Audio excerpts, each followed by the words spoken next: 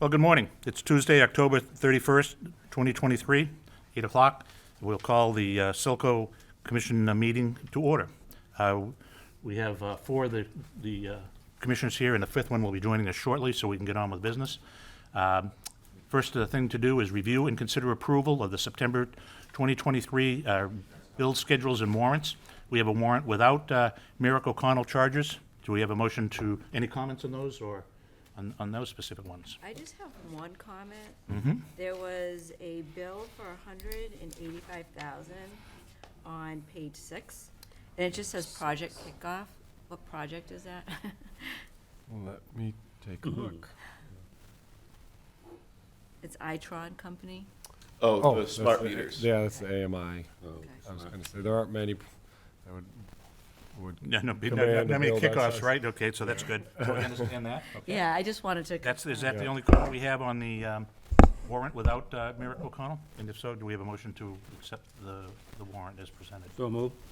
Second. Second, okay, all in favor? Aye. Aye, okay, and the second part of that is we have a warrant with Merrick O'Connell charge, and I understand you will, Mike, you will step aside on that one. And do we have any comments on that? Yeah. Yeah. Why is there one with and one without? Because he's a part of the company. Right, I Vote on it. understand that, so, I can't approve it, so we. oh, you can't We've approve done it. that I see, in the that's, past. yeah, that's. Okay. Yeah. Okay, Okay, any comments on that? Other than the fact we won't have Mike to give us a review of it. $20 that one. That's right. All in favor, or do we have a motion to accept the warrant as, so move. I'll second that. Second. Okay, and all in favor? Aye. Okay. Next is review and consider approval of the meeting minutes of September 26th, 2023. Do we have any comments, corrections to the minutes of the September 26th? Yes. Yes, ma'am, go ahead. Last page, under Mhm. 10. 1, 2, 3, 4. Oh, 4 lines up from the bottom. The sentence that says the commission discussed a potential needed to stabilize, that should be net income and not income. Oh, And then right after that, it's just a typo. Mr. Roy, it should be also. Oh, yeah. okay. What's the typo? Also, right after my name. Mr. Troy, also. Okay, It's Oh, just yeah. missing the L. okay. So with the addition to net income and also, do we have any other corrections? If not, do we have a motion to accept as amended? So move. Second. Okay, all in favor? Aye. Aye, okay. Next is review of the quarter 1 and quarter 2 cable financials. Okay.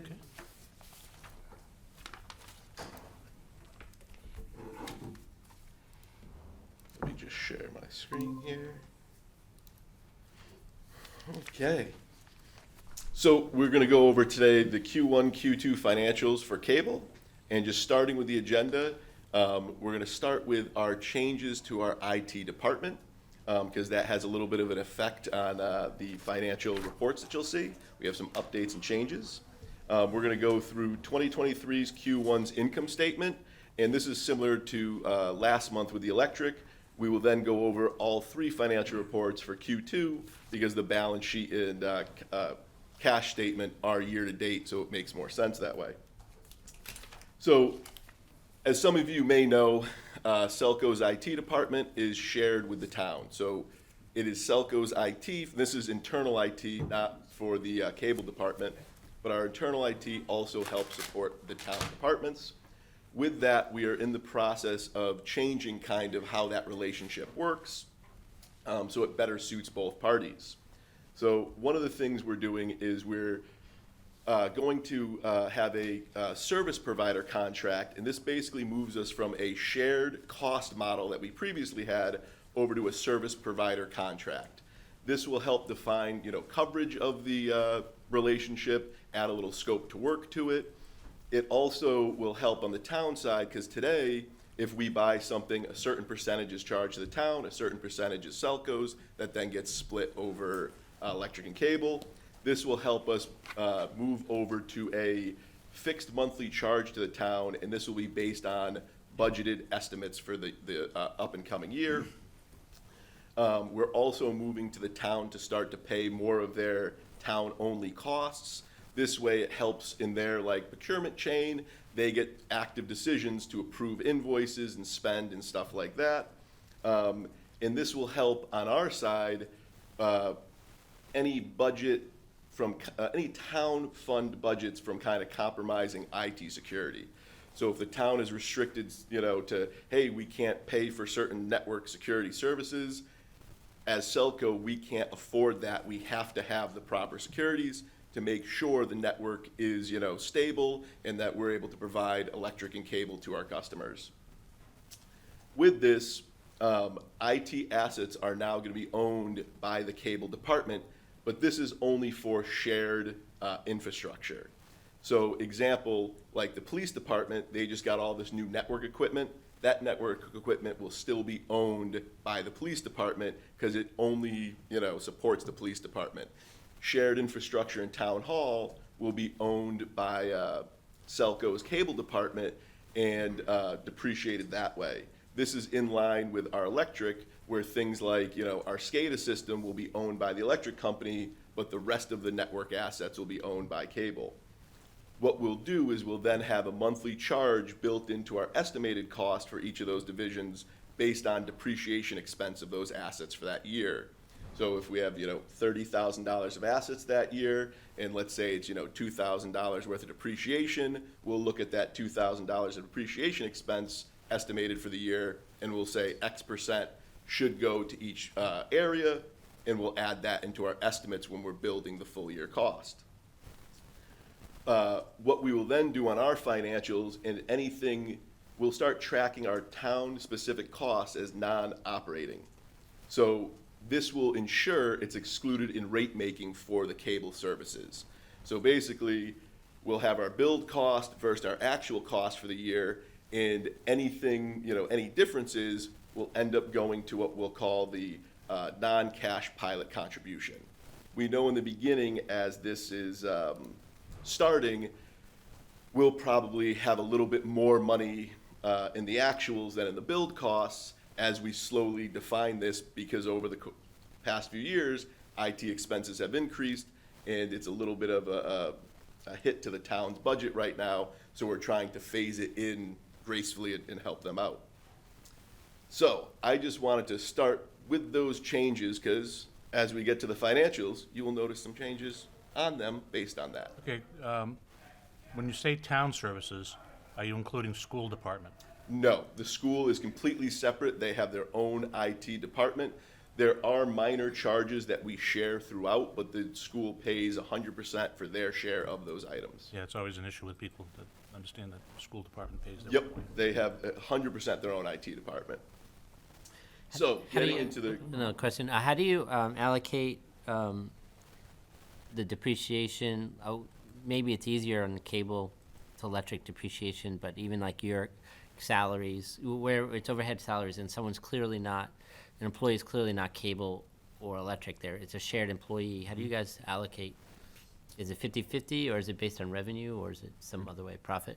Great question. so we've currently been doing 50-50. That's been kind of historical. Next year, we're gonna go through a cost of service study and kind of a, I forgot how the term exactly, but basically, it helps us understand what that split should be.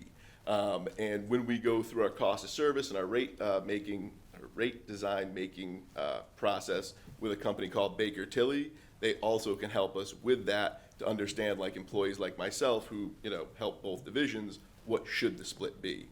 There's a bunch of different methods. They have, one that they call the Massachusetts or 3-point method, which looks at all these different statistics, does simple statistics, and then goes, okay, this should be a percent.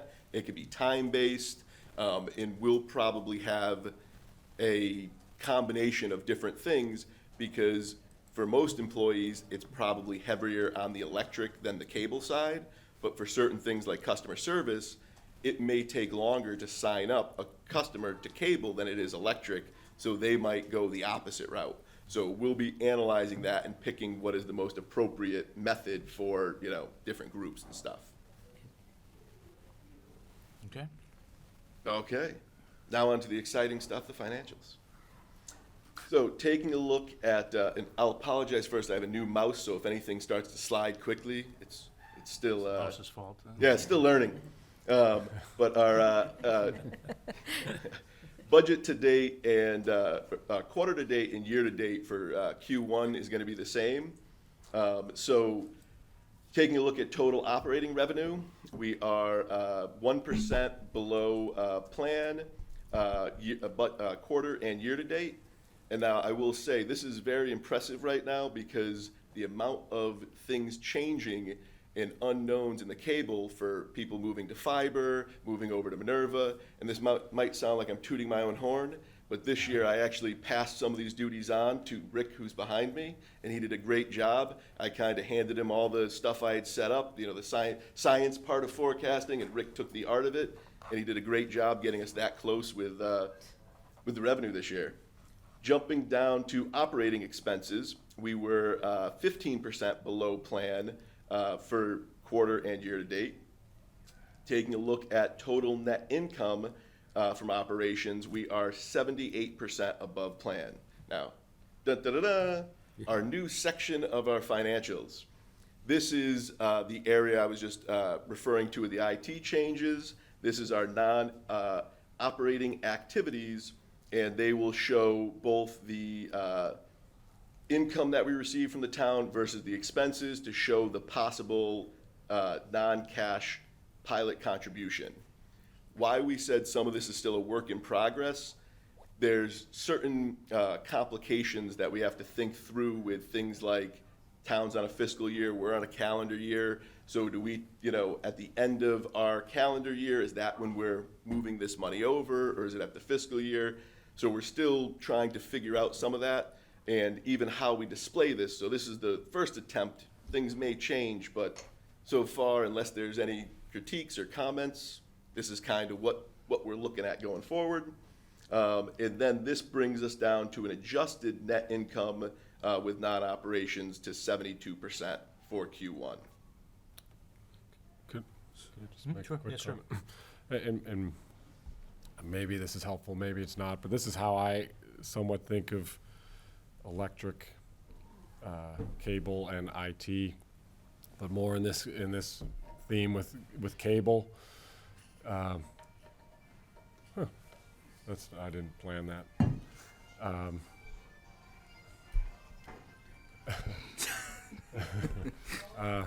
Yeah, exactly. We didn't announce it was Halloween today. Yes, that's true. No, so anyway, I guess to be more concise, I look at it as the cable financials, the cable business gets broadband to the side of the building or side of the house.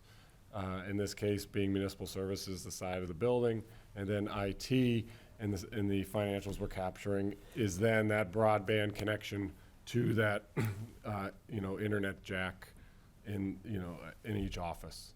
So that's how we kind of divide it up, just from, the different business units.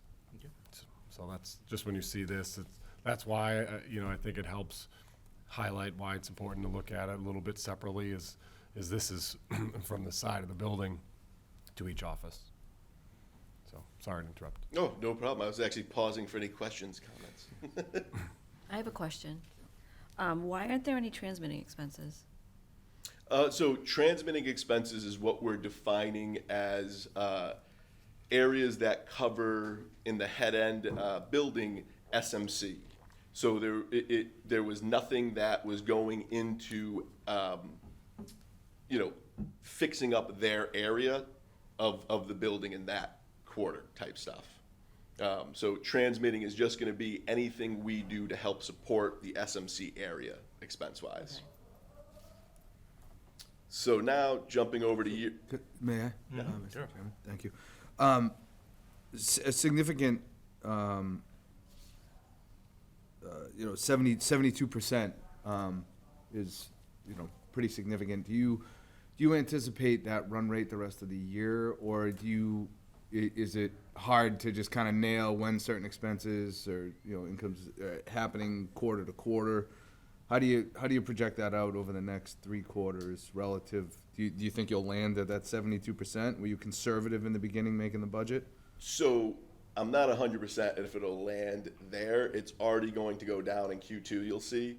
I think it drops to, I just cheated and looked, 67%. But we tried to keep our expenses in line with what we thought inflation would be for a lot of areas. So we could have ended up budgeting on the heavier side in the expense just to make sure we didn't hit way over. So you could see it be a little higher. I don't have a good view into Q3 yet. We're still in the process of closing everything.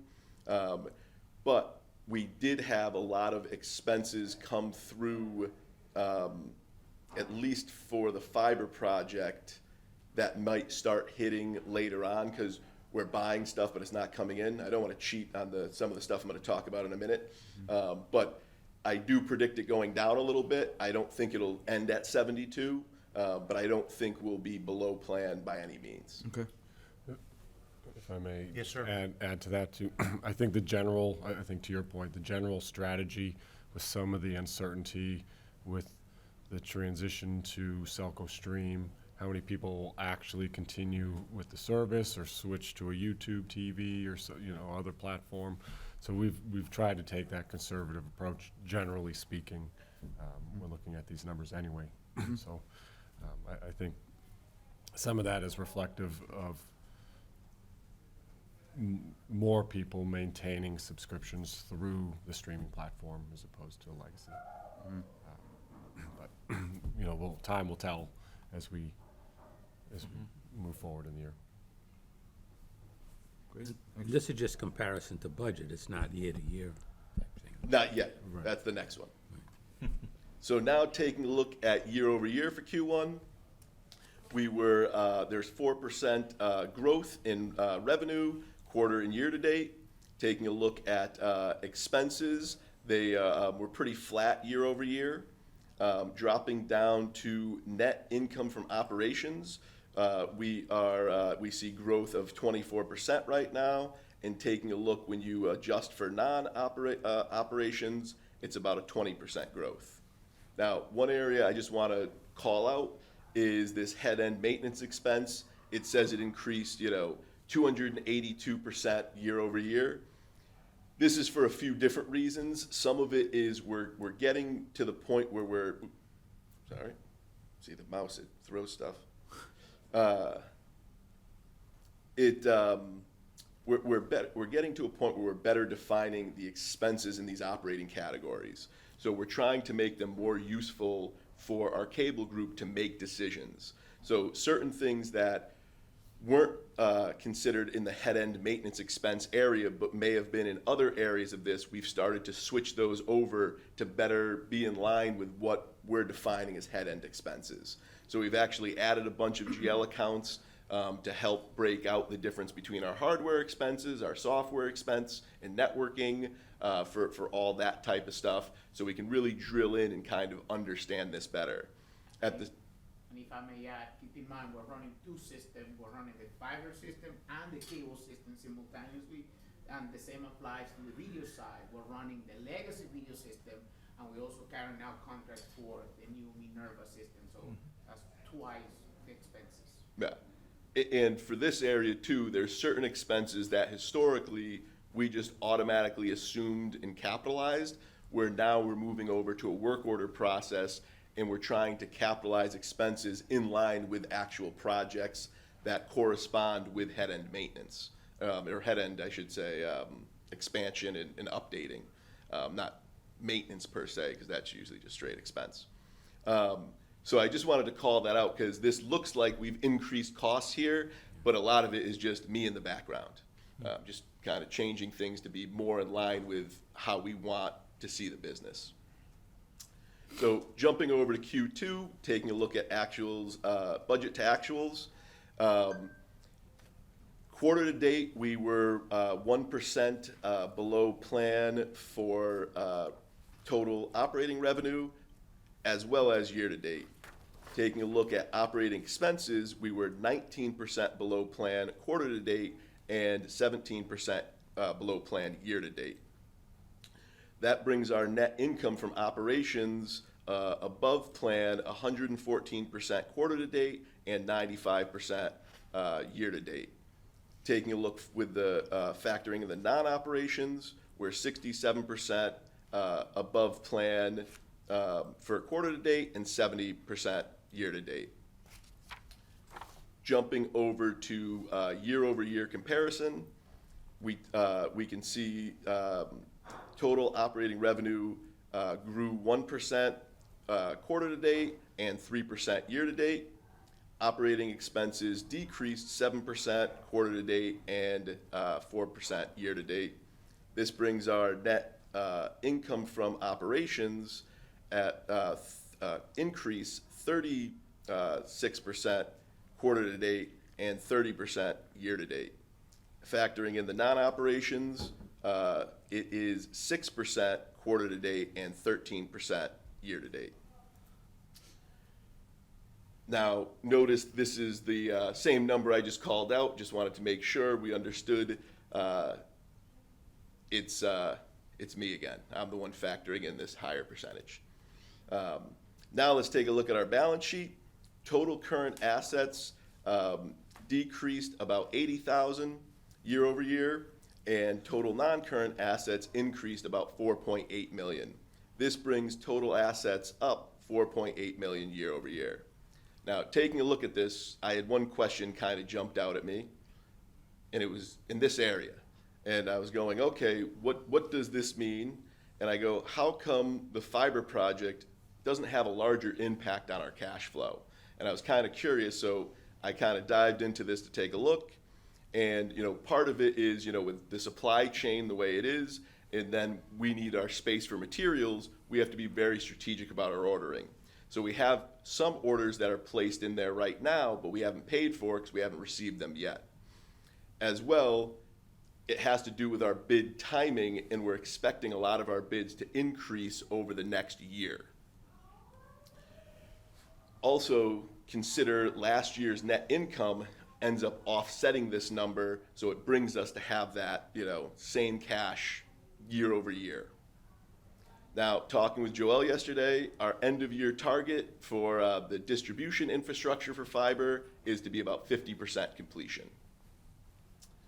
Now we'll jump over to the liability section, and our total current liabilities decreased about 30,000 year over year, and long-term liabilities decreased about 120,000, bringing our total liabilities to decrease about 150,000 for the year.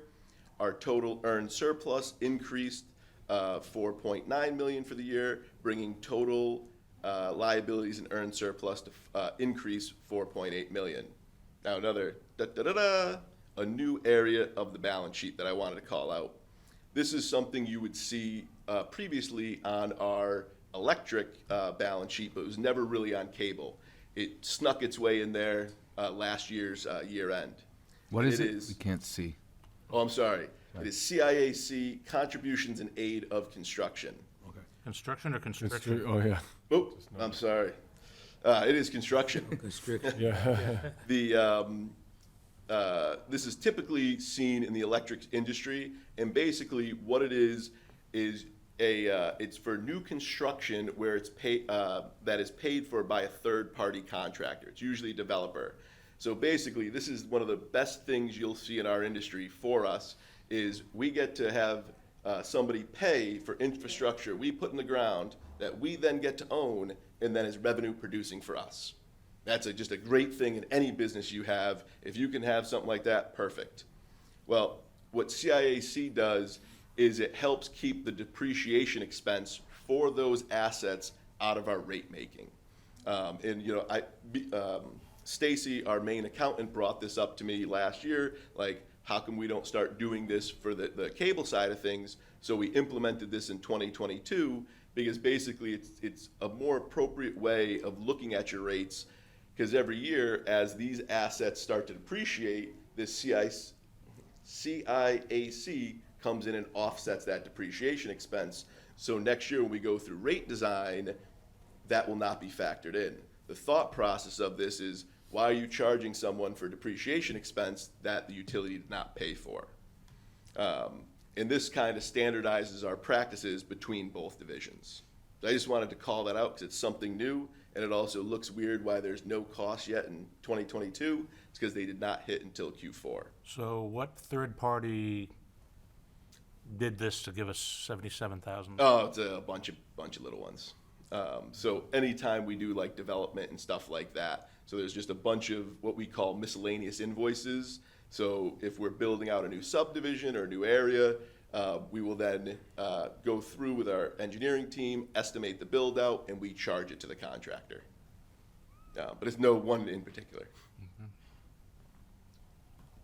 Jumping over to our cash flow statement. you can No, Sorry. Oh. Well, could, back up at, assets, just really quickly for a little refresher. What's in the bucket of other funds? Other funds also includes our depreciation fund and our bond fund. So on the electric side, by statute, we have to have a depreciation fund. So it's called out separately. On the cable side, it's our decision to support a depreciation fund. Because of that, it falls into this other fund bucket. Okay. Thank you. Because we cannot, on the electric side, use our depreciation fund for anything other than or capital asset spend. It's only earmarked on the cable side. So at the end of the day, that money can be spent for anything. Thank you. You're welcome. So, talking about the cash flow, you can see we started the year for our operating fund at 18.2 million, and through June, we're down to 15.9 million. The majority of this change comes from transferring 2.2 million, there's the mouse, 2.2 million to the depreciation fund for last year's depreciation expense.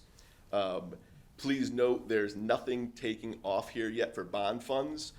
We do an analysis at the end of the year to understand the bond cost and then do the transfer.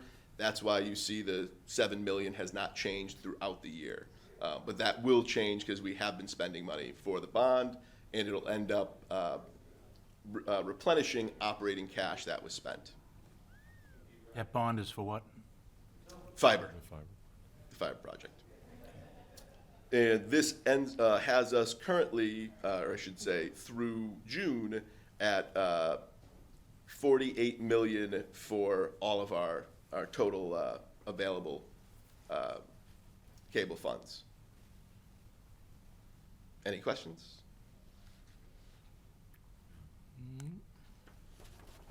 So, just going back to my other question, this is sort of like a breakout of that other funds? Yes, yes. So the bond fund and the depreciation fund are those other two that go into that. I believe there might also be some other minor cash things that, I'm trying to think if they offset anything. But yeah, those are the main two items that make that up. Yep. Great, thank you. Okay. That complete the review of quarter one and two. That does. Cable financials. We don't have a vote, but we can Nope. certainly appreciate what you're doing and the way you're headed, working with Joelle and the rest of the folks and Rick to get everything all squared away. Thank you. So Jim, will you be able to just print things off of the new system, or will you always be having to import it into an Excel? So we're always going to import into Excel. The new system has financials, but there's two downfalls of them. You either have to manually build it like it's an Excel, or it kind of follows the RUS standards. And when it follows the RUS standards, it's in a format where the balance sheet doesn't follow what we do with our statement of net position. They used to have the functionality where it pulled stuff into Excel, so it would just automatically go into your sheets. The issue became Microsoft did away with that functionality for Excel. But the goal is, now that we have the new system and all this stuff in place, we should just be able to drop in the summary balances for each account, and it'll pre-populate this, and then just the transaction balances for the cash flow, and it'll provide all the different details. And now we get to have all the little quality checks and assurances in there to make sure we tie out. So we're finally getting there, where we don't have to update the financials every like 2-3 months, the actual file. Good. Just want to add, Jim, really appreciate your efforts and your team. You're doing a great job. Thank you. Yeah. Yeah, I think the granularity and the focus on each of the issues and the proper separation of church and state as far as cable versus electric and town versus, SELCO is very Yeah. important. And it also helps us when we sit down with the town as far as our in lieu of types of things to be able to identify what good benefits we provide to the town. Yeah, and our main goal is transparency. Yeah, great. One last question.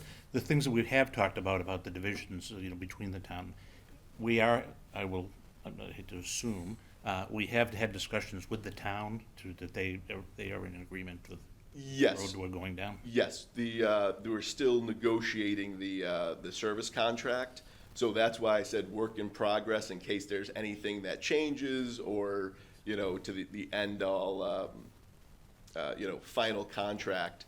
And that's kind of what makes some of this difficult, is you got all these missing pieces still, and you're trying to figure out, well, how do we want to account for this?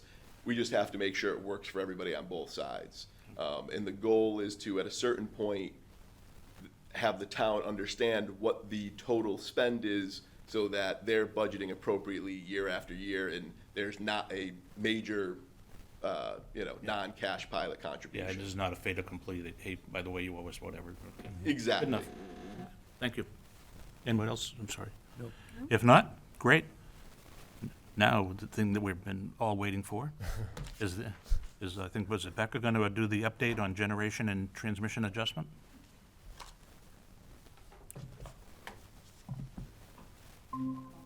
Thanks again. Thanks, Jim. Hi. Good morning. Happy Halloween. No one dressed up. You dressed up as a Selco Yeah. employee. Yeah. I got mine on too. Yeah. Selco commissioner. So you high and dry at home? Oh, you heard about that? Where it's out in the street? That and the moose out in Rutland? No, Oh, no. just- Yeah, that's right. yeah, it was stressful. I don't know if everyone knows, but our water heater went over the weekend. This leak flooded the whole basement. Oh. Yeah, we happened to be selling our house too, so it happened right before the open house. Oh, my God. Freshwater washdown. Yeah, that's what I said. I was like, just tell everyone we cleaned the floors. Clean basement. Okay, well, with that, let's get on to, so hopefully better news here. Yeah, well, I don't know. GTA. I was gonna say, you tell me later if it's a trick or treat. Yeah. Presenting here. Patrick's gonna help me run the slides. Okay. All right, so I basically just put what I would have put in the memo into these slides, just so you know what's coming, just to change things up a bit, I guess. And before we jump into the analysis, just a reminder on what the GTA is. It stands for Generation and Transmission Adjustment, and it's a tool that we can use to make sure we are adequately collecting revenue in the face of short-term fluctuations in energy pricing. The GTA sits outside of our base rates, and we can adjust it outside of the longer duration cost of service rate study schedule. Best practice is to use the GTA to ride out these short-term fluctuations. If it seems like a trend is sticking around and is not going to be, is going to be a longer-term issue, that's when you'd want to look at your base rates and adjust everything. Fortunately for us, I think that looking at the way the numbers are coming in for Q2 and Q3, it seems like the extreme volatility and pricing that we saw this time last year going into Q1 was just that short-term fluctuation. So using the GTA was appropriate, I think. So, And I think we were aggressive on it too, right? We went a lot higher than we thought because we wanted to make sure that we had to make up for previous down. exactly, Okay. yep. So I have some numbers here. Actually, that's the slide here. So another reminder on what we've done with the GTA this year. So like you were saying, Bob, if you recall, we finished 2022's budget year in a shortfall. We had under-collected on generation and transmission by about $1.15 million. So our plan was to implement a higher GTA rate in February. It was about 5.25 cents. So we implemented that in February, kept that in place through June. It should have fallen off folks' bills depending on their bill cycle in either July or August. So the GTA is now at 0, and we're thinking we can keep it there, hopefully for a while, based on the numbers I'm seeing now. Yeah, sorry, Matt, those numbers are pretty small. Yeah, but you can see looking at the chart, that the credit was, GTA was a credit for a long time. It's only been recent that we've had to use a charge, and that is again a reflection of the market. Everything going on after the pandemic and with global conflicts drove prices up for every utility. All right, next slide. So this, I hope everyone can see this too. There's a lot of data here. These are the eye test. Yeah. Oh, here we go. No. People at home, people at home are almost giving up. Well, okay, I'll try to interpret if you can't see it. So this is a rate comparison chart that MWIC provides on a quarterly basis. And this chart covers 12-month span between last summer and this summer, July 2022 through June 23. And to me, what it shows, you can see us, there's a yellow dot where we are on the chart. We're about at the top Can of you the, use your mouse to highlight that a little bit? yeah. There we go. Oh, much I don't better. know if so we're at the top of the bottom third of the list, and what it shows is that even with the GTA in place, we compared well with our peer utilities. Customers in Shrewsbury who were consuming 750 kWh during this time frame were paying about $124 a month. That is compared to IOU customers paying nearly double that. I think, now I can't even read it, but the closest lowest price IOU territory was Eversource Western Mass, and they were paying $256. And it's So the more same than time double. span Wow. there. So more than double. How about our neighbors in Worcester? What are they paying? Yeah. Let's see, they'd probably be 287. 287, So you go across right the- next door. You go across the lake and you're picking up, you're paying 120 something in town over here, and you're paying 280 something, so you more than double your electric charge just by walking across the bridge. Absolutely, yeah. Chris is always saying, when you're looking for a house, you should consider that, right, in your long-term finances. That's a substantial portion of a car payment, Yep. mortgage. Well, and on top of that, this ended up in the end of June, right? So the Right. GTA that we had in effect was the higher GTA. It was, And since then, with the GTA in July, August going away to zero, we should be dropping back down. absolutely. How much difference is it gonna make? So it's 5 cents, it's a big difference. I think the average was about a $40 reduction Oh, that's good. for most customers. That was what the analysis showed last time I was here in May. So yeah, I think with the next update, we should move down that list a little further. I still think we're comparing well to our peer MLPs. Many of them also had higher GTA charges during this time frame too. Okay, now all these rates also take into effect, correct me if I'm wrong, Yeah. the efforts which our accounting folks are doing of separating again, get the church and state of what electric was paying that supported cable, and separating that funding and giving it back to cable, so that as well, besides GTA reduction, and also the redefining the granularity of the charges for electrical, that should also be driving us down as well. Am I correct in that? I'd agree.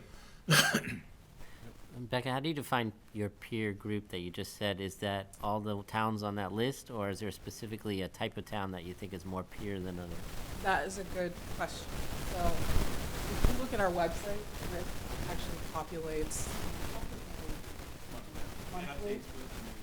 Yeah, and he picks MLPs that he does think are more closely related to us in terms of size and demographics. But this list does include every municipal, right?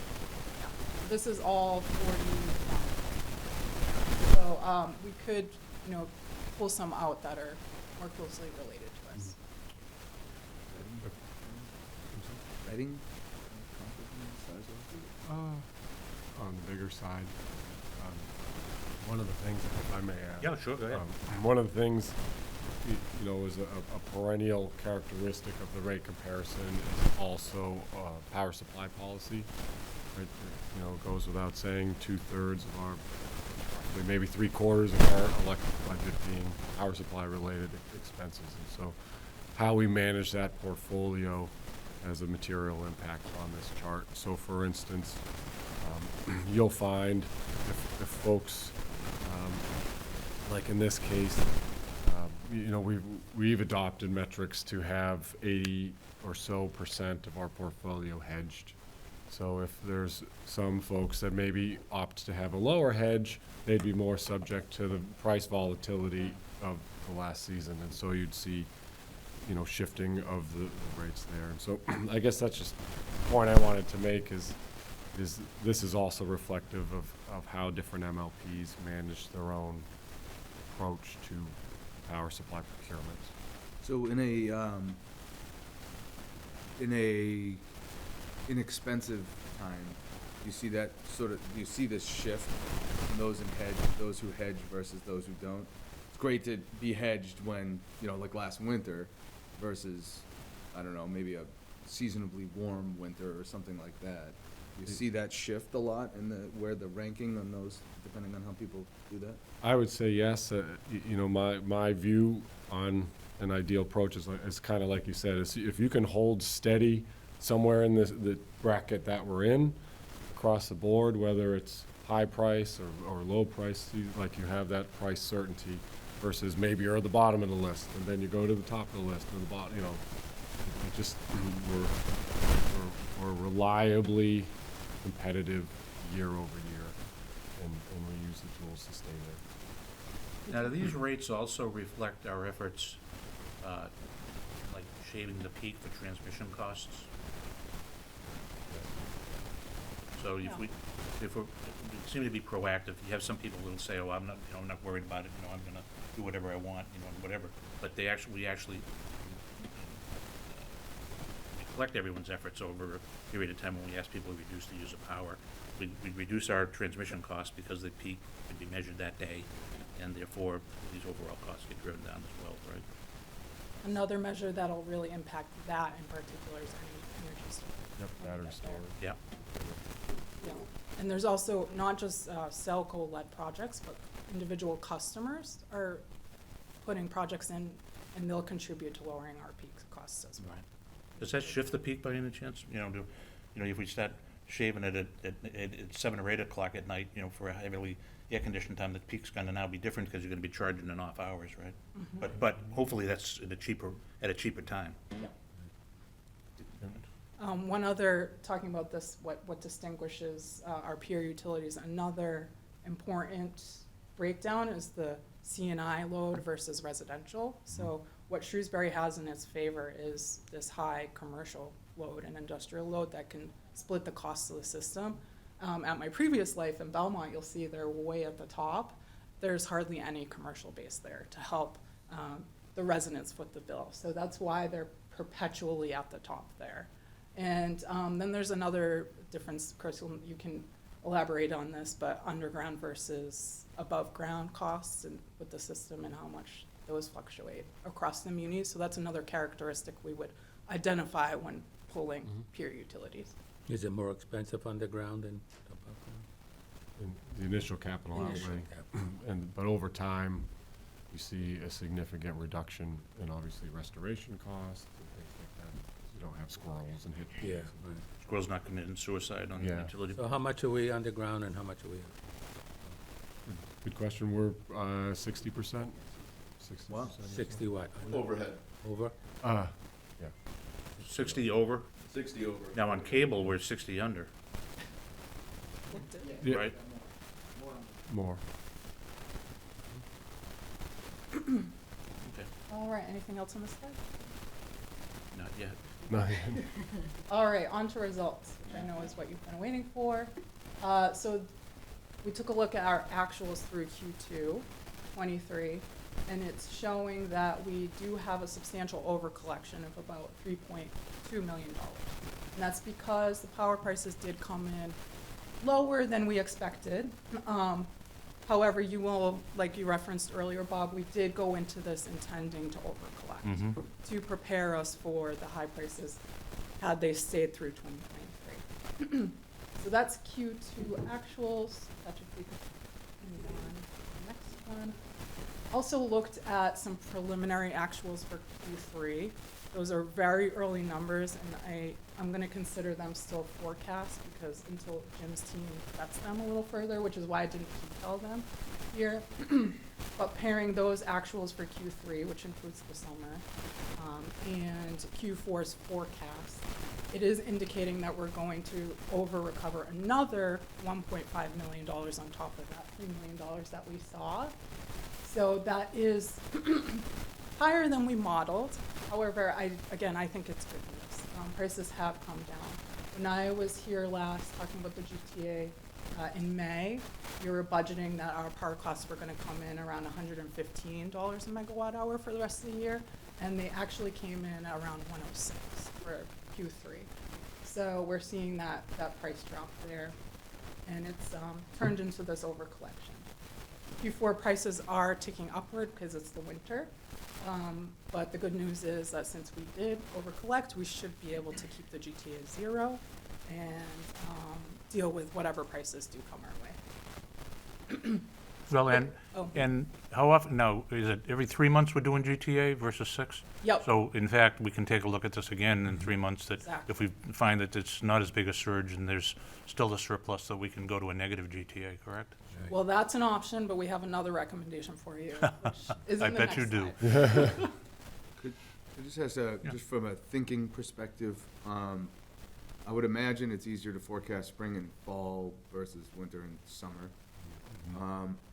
How does that factor into the sort of the 3-month thinking? And, well, I guess I have two questions. And then what is the acceptable or the ideal range, let me ask it a little differently. What is the, over time, what is the most acceptable range of an overage where, you know, I don't know, regulators or Sure. would start questioning what's going on?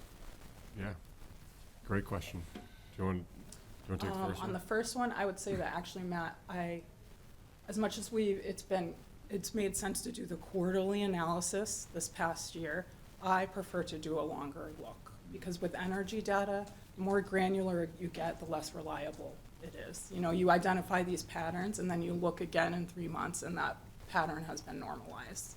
So I always stay away from looking at even, monthly increments when it comes to energy data, because it just doesn't really mean anything in the scheme of things. So I think that's why we're seeing such a drastic range in our forecasting here, because we are kind of making plans on this data that just doesn't hold in the long term. So I do think now that, we'll look at this again in 3 months, but maybe next year we'll go back to that 6-month analysis. Yeah, we had a reason for going for it. I mean, there was volatility that was involved, and the rates was up and down. so- Absolutely. It's Yeah, just- but it seems generally like 6 months. it's just getting harder. Like, who predicted this summer how much rain? Yeah. Like, no one turned their AC on, Yeah. right? They didn't have to, right? Whereas last winter was nuts with Yep. prices, and then you get a polar vortex, and then you get, like with weather, like we're getting these extremes of weather. It's Yeah. just hard. The question you asked about hedging earlier, that's where it helps a lot Yeah. with the forecasting. And actually, part of this result, I think, is due to the fact that we did hedge higher. We saw this going on, and Chris and I talked to Emwick, and we said, let's lock up more of our portfolio. And I think you're actually seeing that stabilizing effect in these numbers as well. I will have to dig into it a little more and bring that back to you at the end of the year, but I do, my hunch is that helped as well. So we were less exposed to the volatility of the spot market because we had a higher hedge. And then, Chris, if you want to answer that second question about the. Oh, sure. And if I may add a comment to the first question too, is just a noteworthy point also is, we leverage Emwick for a lot of our peak shaving and dispatching of the generating assets. We're seeing a much more challenging environment with respect to, and this is on their end, we don't have to necessarily worry about this too much, but they do the dispatching for both all the different load zones, right? So you're seeing a much different load profile and peak pattern in, say, the Boston area versus Western Mass. And so it's interesting, you know, watching them and their modeling system try and figure out, okay, what is the ideal dispatch timeframe for Boston area utilities versus, say, a Western Mass utility. So again, just to support that point of things are changing where you have many years of modeling data that says, oh, this is how it looks on a normal day, but you know, the Changing, yeah. things are changing, and so the models are adapting. As we have hedged, increased our percentage of hedging, I just asked, how much more green are we getting on the hedge, or are we going the old-fashioned route of trying to get as much nuke as we possibly can? So that hedge that I was referencing, that was just grid power. We're, you know, just trying to fill in megawatt hours so we weren't so exposed. But we do have some contracts in the works. Actually, one major one that I'm thinking of, hydro, that we're hoping to integrate for calendar year 24, actually, that we can bring to you and tell you about. As soon as that, there's more details available. Do we have any other things in the pipeline that? The most, I mean, we have, generally speaking, near term to further term being our hydro opportunities. That'll impact, like you said, next year, in several subsequent years. Yeah, I think that's a good opportunity for us. We are still the often discussed offshore wind. You know, we're still actively pursuing that, although there's a lot of variables, I think, as we've discussed in the past.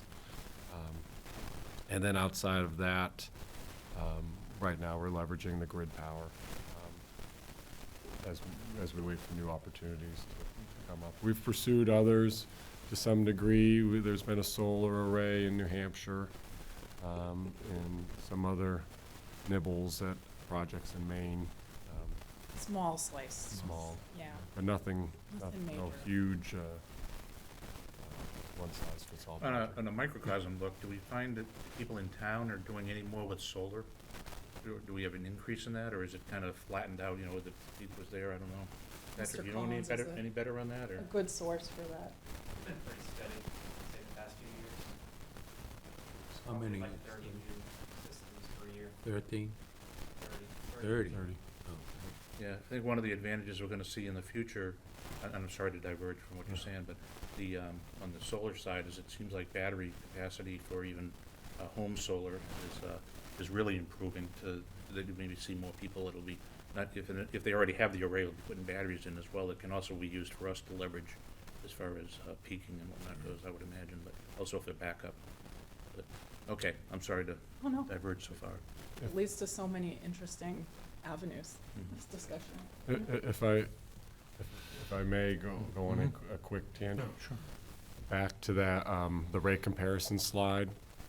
On Tuesday, last Tuesday, so a week ago today, I was up at Endicott College at the Beneficial Electrification League forum, I guess you would call it. And so one of the key talking points with respect to rates is when you look at you know, solar, you know, we've been, you know, we've heard from solar companies where our rates are so low, right? Their model doesn't look as good from the return on their side of the equation. But on the other piece of this, which is, I think, a really hot topic, is this beneficial or strategic electrification, where you look at our rates and adopting electrified technologies, EVs, heat pumps, and all of that. We have a distinct advantage, and I feel like this is the next frontier, where my point for these forums, and as I engage with other, you know, policymakers or legislators, is if you look at those rates, $284 in Worcester for someone who adopts an EV versus $120 in Shrewsbury. Like, that's a significant barrier to adoption widespread across the Commonwealth.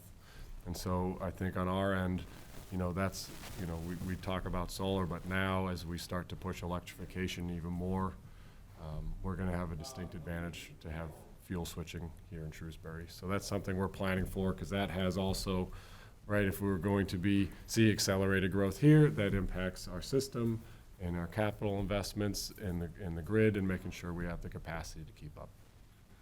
So that's a quick tangent, and then I realized I never answered your question about GTA.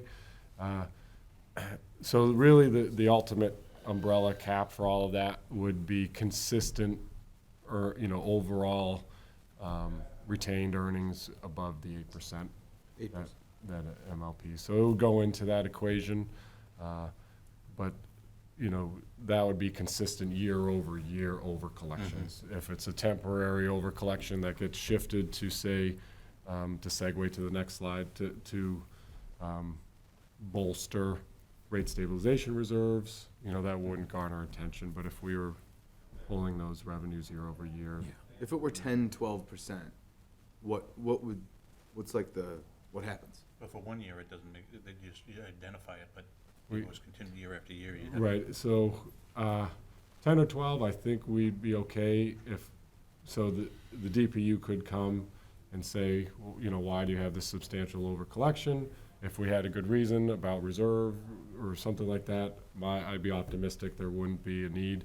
Otherwise, and I'm not sure this has actually ever happened, they could require us to then give that back as a credit of some Yeah. kind. Right. And then, Matt, in terms of the forecasting, I'm a little harder on myself, and I'm teaching my methods to Patrick. We're trying to get the range much smaller, so I like to be within, if possible, 1% of load and sales forecasts. Revenue's a little more difficult, just because of all those factors you mentioned. Even with projecting sales within town, the behavior of different customer groups it can be difficult to project. But the longer we do it, the longer we know the system, the more knowledge we have, the better we get at it. So it is something we're actively working on as a group. Great. Yeah. Yeah, there's another oddball question. Next save is a Next zero. net zero, that's right. Mass save, next zero. That is an MWIC-driven savings or rebate system for electrification. How does that affect our rates, or how much do we have to pay a portion of those people who, based on how many people actually apply for the rebate, and we get taxed on that, or is that a set number that we give to MWIC and we don't worry about it, or how does it have any effect at all, as far as? We have a budget. Mhm. So when we give you our budget for 2024, you'll see a line for next zero. And they bill us two ways. There's a fixed portion that covers their staff's labor hours, and then program costs. And then they bill us for the rebates that fluctuate through the year, and those are passed through. So whatever we commit to our customers and they pay out, we reimburse them.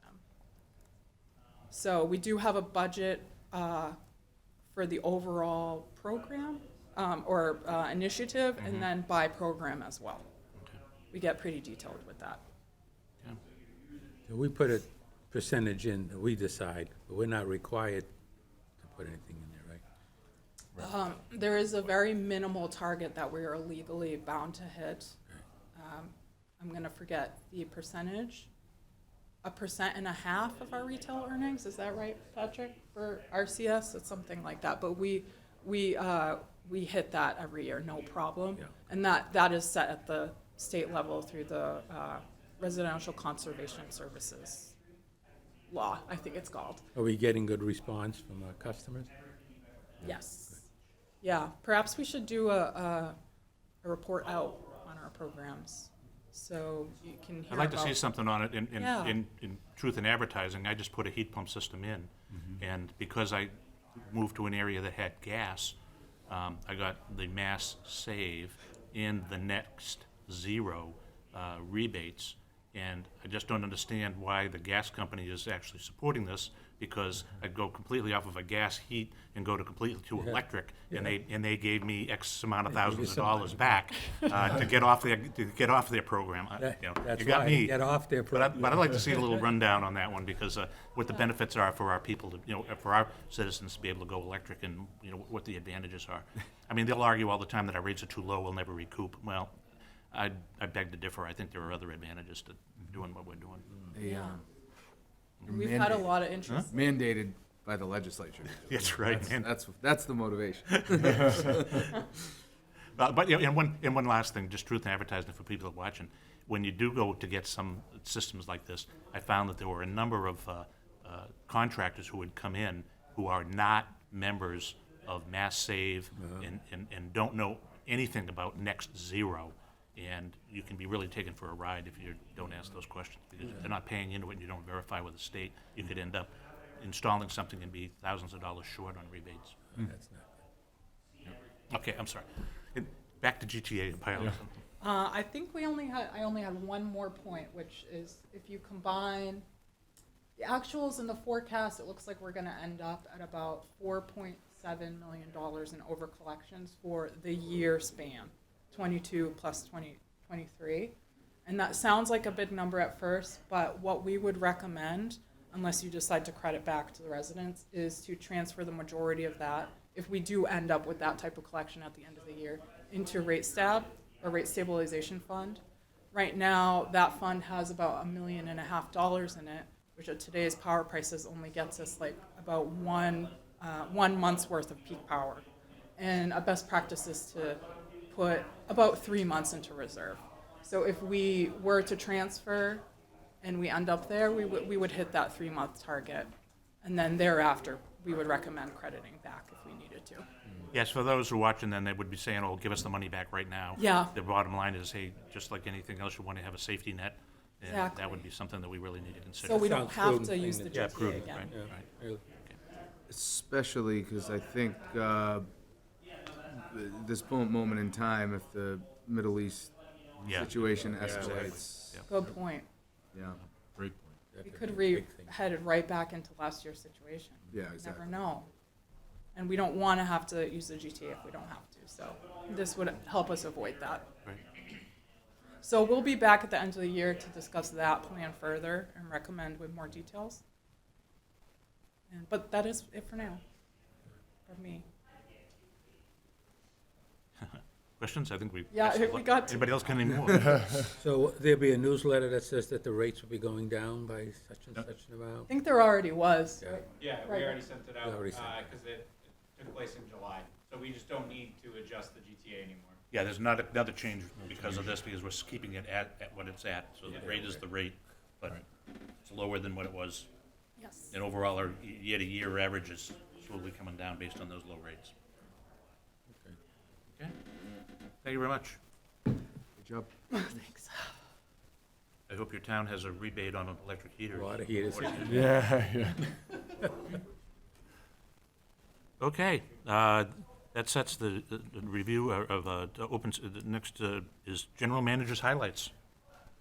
All right, thank you. In typical fashion, I'll just start with the legislative bits. I try and keep a consistent theme with some of the other agenda items. And I greatly appreciate Val making these hyperlinks, so if you look at it electronically, you can read the articles at your leisure. So just something, I guess, and I think the questions that we just had fit well with all of this. I threw in just things that I keep an eye on and perhaps you might find of interest, and just the State House, being the Massachusetts State House activities for calling for change, which dovetails exactly to your point about Mass Save reform. So while, right, in Shrewsbury, we have the Net Zero program, because of the gas system, Mass Save does have an impact to the folks that are also in Shrewsbury, so that's something just to be mindful of, where there's some interesting potential changes coming up on the Mass Save side. So that's just something to monitor. One of the things also noteworthy, so battery storage in Holden, anyone reads the Worcester Telegram, this article came out there. This is the exact same bid that we're a participant in. Holden just happened to be first in line. A heavy factor in that is the availability of the site.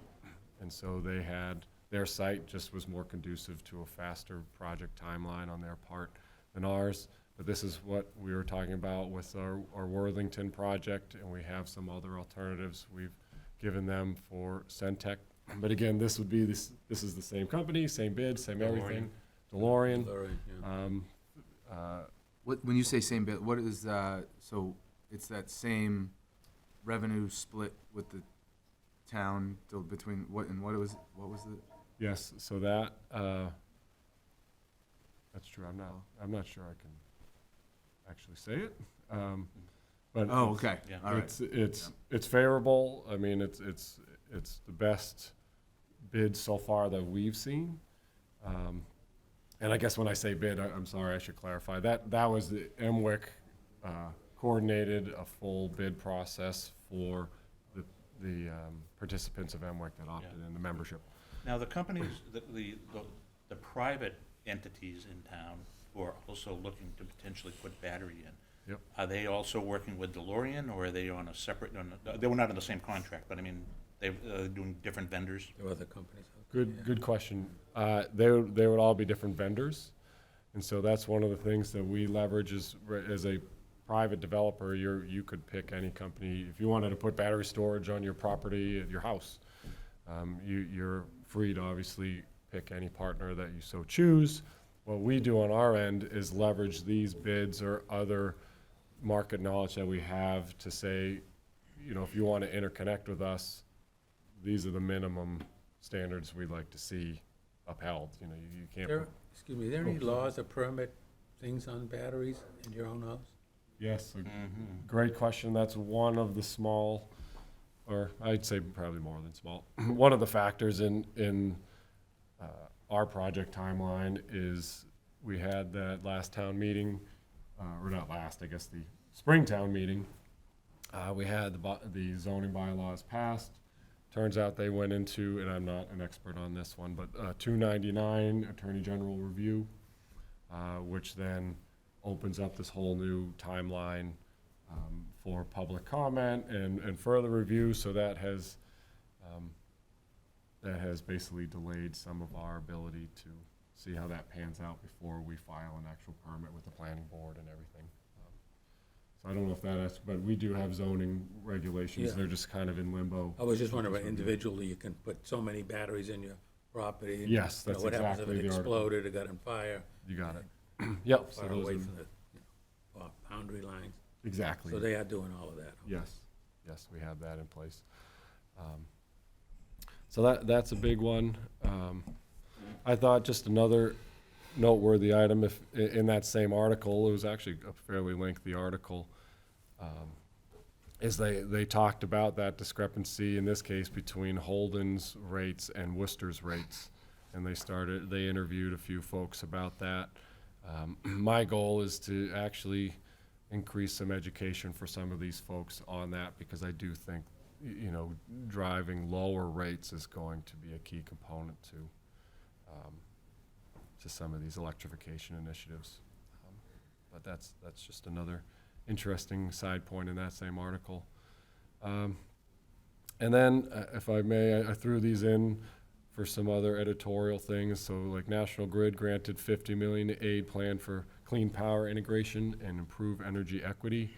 One of the things, again, just to perhaps solicit feedback or give you some sense for some of the commentary that I bring to some of these meetings that I attend. $50 million in aid to a utility that has rates that are over 50% higher than ours seems unnecessary when they should have been investing in their system all along.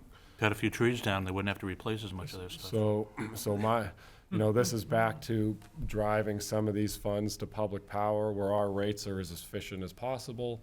You know, we could, right, in theory, we could literally double our rates. And, you know, we can't legally do that, but in theory, right? And then still get another 50 million on top of that. I just think there's something that's a little bit awry here that needs to be recentered. And that's something we're working on, public power as a brand and as a business model. So as you can see, you know, as things progress to more and more aggravating to the public. Because it has implications outside of just Maine, I always try and include an article for your reading pleasure about Pine Tree Power. That'll have interesting implications for public. That's this week, power. isn't it? That's this week, the Yeah. 7th, or Yeah. What's 7th. gonna happen this week? The vote Vote in on it Maine. again? Yeah. Maine. But just to stay in theme, and I'm sorry to kind of beat the dead horse, but you look at, let me just throw some of those numbers. So their trade, like, the trade organization does have a 10% adder on IOUs to combat municipalization. So if you look at all of these private utilities together in aggregate, they have a pretty big kitty for Worcester, municipalization. So if you look at this one here, Avangrid has donated 21.8 million to the anti-public power campaign. And then you have Versant, NMAX at 13.4. So you look at those numbers in aggregate, right? Now you're almost equating that to the 50 million National Grid. Like, these are big numbers, right? And then they talk about how, well, we don't have money to do some of these initiatives, or offshore wind is going to be expensive. You just blew 50 million on nothing. PR. Well, and the main story is, Maine, the company that runs it right now is what, French-owned, right? Spain, Spain, I'm sorry. Spain, Yeah. And the other one is owned by the city of Calgary, Canada. So, again, my point being, then versus 450,000 of just donated funds for the pro Pine Tree Power campaign. So these are big numbers that again, in the space of utilities, I feel like you hone in on one particular charge, but when you look at the amount of money circulating in the industry space, I think there's opportunities there to put it to better use. Again, and just kind of staying in the theme, grid expansion, this supports our efforts for transmission that we continually talk about. Things that we just talked about locally with electrification, with competitive rates. We are keeping a careful eye on how we upgrade infrastructure here in Shrewsbury to make sure we can keep pace with folks that are rapidly adopting EVs and heat pumps and things like that. So let's see. On top of that, I'm sorry, I know this seems a theme, but it happened to be the articles that caught my attention over the last month.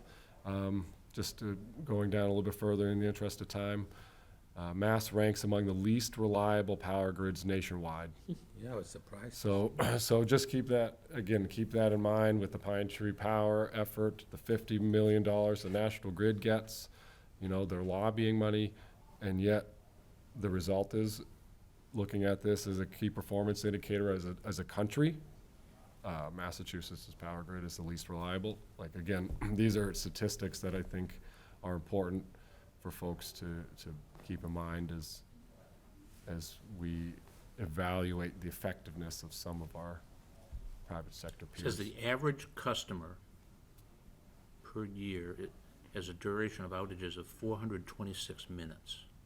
Yes. Yeah, I've never seen that. Yeah. No. Good, yeah. Yep. So those are, I think, just interesting points to have comparisons. We're definitely not average, that's No. So, so those, I guess, were the key themes. The offshore wind, we kind of touched on with that last agenda item. Again, we're really trying to see where these things land.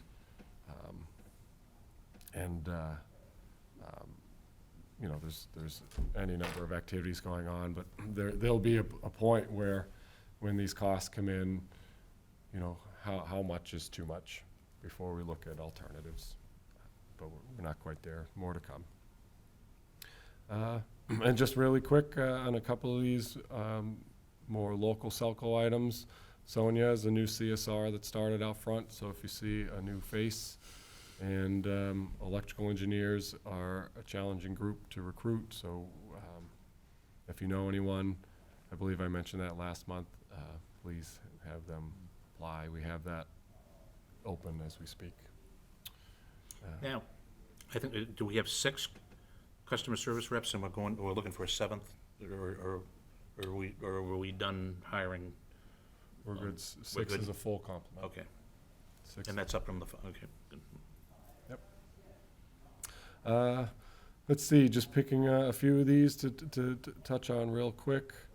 You know, we Yeah, had. I'd like to thank Val and Rick and whatnot for their constant efforts of all the things that they were trying to coordinate as far as all the open houses and the movies, supporting the movies down at Dean Park, although that wasn't our initiative, it was still, I mean, you talk about doing a rain dance, anytime they published a date, it was flooded out. Yes. But the ability to set up and take down and make it all happen, and I did attend that open house when it was finally done, and I thought it was an excellent job, and I thought everybody that had anything to do with that deserves a fine pat in the back, because it was really impressive to see the kids that came down there, and the parents and grandparents for that matter had a pretty good time.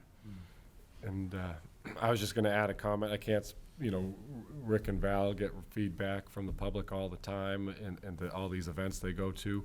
I'll just speak to, my experience at that community open house. I happened to be stationed at the EV area, and I'll just say, maybe it was the video game, but every 10-year-old, I don't know what ages they were, but every kid that came through the EV loved it and said, Mom or Dad, can I have this? And so I'm factoring that into capital planning. Okay, how long till they drive? And, We're but, still the best part. Another 8 years. the sheep. Oh yeah, I know the sheep. But I just think, I do think, there is a serious note to that is Put the seeds there. yeah, the seeds are there. Well, So that could have an we're impact. parting chargers at all the schools, not all of them yet, but we're working that, especially at the high school where kids would be driving electric cars besides the teachers. And I think the new Beal had some chargers there. And as we get out there and try to push it a little bit more, so works out as far as getting, and show and tell of the vehicles that we have. Yep. And that one, just to be, emphasize that point, that was a community open house that we intend to continue, that's open to everyone. It's not just geared towards to kids Yeah, or third anything like that. graders, It's anyone.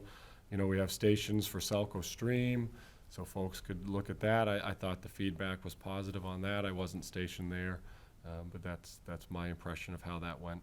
So all in all, that was a really good event along with the others. And the electric art project, just as another noteworthy one, if you see some really fancy boxes out there, we went with an art project collaboration, and I think it turned out really well. Yeah, it's was it the cultural committee for the town, the contest.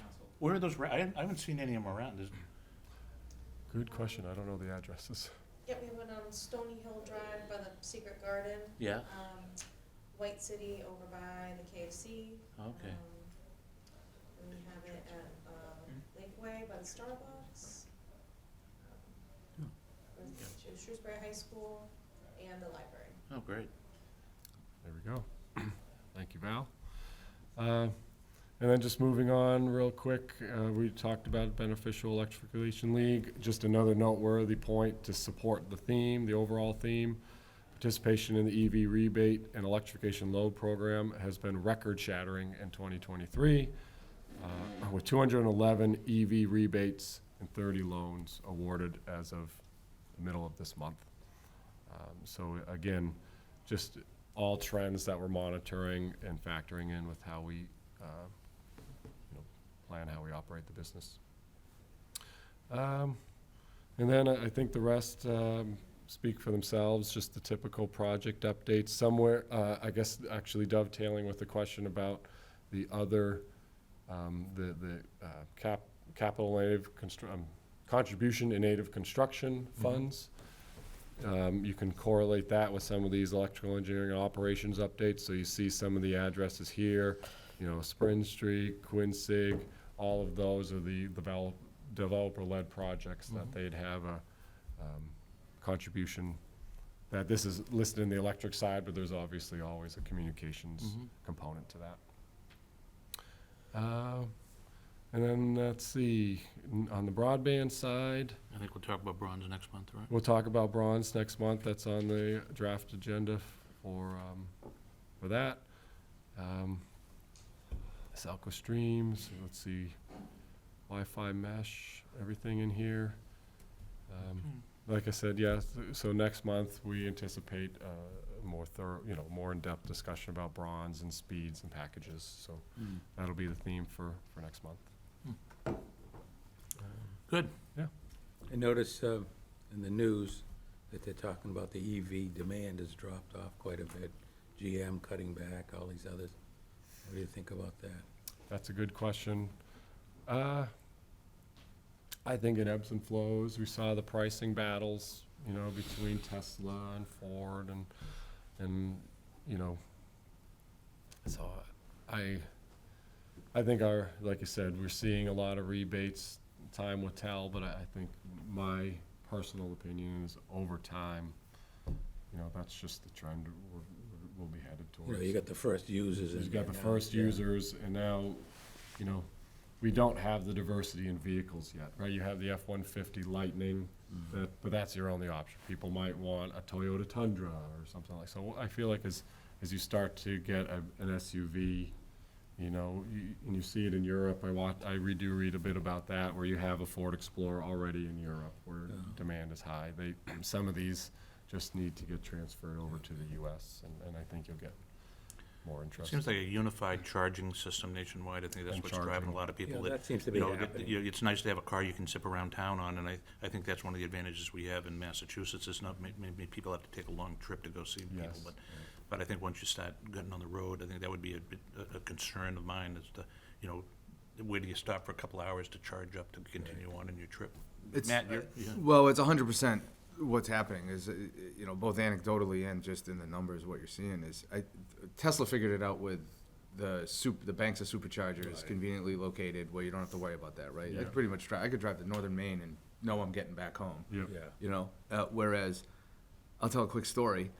I was on a work trip, San Francisco to Sacramento. I got a car. I thought it was a hybrid. I didn't check, right? It was one of those things you don't even talk to a human. You just go pick the car up. I get in it, and I'm with a coworker, and we're about 10 miles from the San Francisco airport, but I have to go through San Francisco in bumper-to-bumper traffic. Yep. And all of a sudden, the thing starts yelling at me. Oh, it's- You gotta go plug in. I pull off. I have like 7 miles left. And I'm like, we gotta get off. Fortunately, we had some time. I pull off in Berkeley, California. You think would be the epicenter of charging stations everywhere you could go. The problem there was they're all either old, half the yeah. companies don't even exist anymore. Yep. And where there we went to 2 fast chargers. Both of them were broken. We spent an hour and a half trying to find it. We ended up getting a level 2 charger, and we're sitting there Yeah. and just like watching, 1 mile every 10, 15 Yeah. minutes. I got there. He had to drop me off. I run into the airport. He pulls into the thing, shows me, sends a picture of the thing. One mile. 1 left. mile. It was a 2.5 hour experience. No kidding. So, I mean, that's real until they figure that out. The Ford Lightnings, they just did this thing where Ford can now use the superchargers. I don't think it's active yet, but they did do that. But until that happens, that range anxiety is still giving people, because I often think about this. In Europe, it's different. You could do it. They don't drive like we drive. Yeah. You know what I mean? The car, it's a very American thing, right? Where we go on long drives, we drive around way more than they do in Europe. Yep. They can pull it off in Europe because it's like us just driving around town. Yep. And that's easy because you can plug in at home. But when you go on these long trips, I just couldn't get over the past month when when I finally realized that there was no charges on the Mass Pike. There isn't? there's a couple. Well, but they finally got a contract out that they're gonna put some more charges there. Right. Come on. Right. It's crazy. And if on a highway, you're doing it like those places, if they're not level 3 fast chargers, Yeah. Yeah. it doesn't, Yep. it's not going to do it. Right. Because who's going to sit at a rest stop on the Mass Pike for 3 hours? Yeah. How many Big Macs can you have? Yeah, exactly. Do you want an answer? Yeah. It depends on who you're asking. Speak for yourself. Oh, well, okay. Anything else? I think that's, Okay, next meeting is when? that Is that the 19th? I'll just bring that up here. 28th 28th, after Thanksgiving. after Thanksgiving. 28th, okay. Well, with that, 28th. if we did on Tuesday, the November 28th at 8 AM. Right. With that, for the next meeting, if we have a motion to adjourn, So move. it's. Second. Second, all in favor? Aye. Aye. Thank you very much.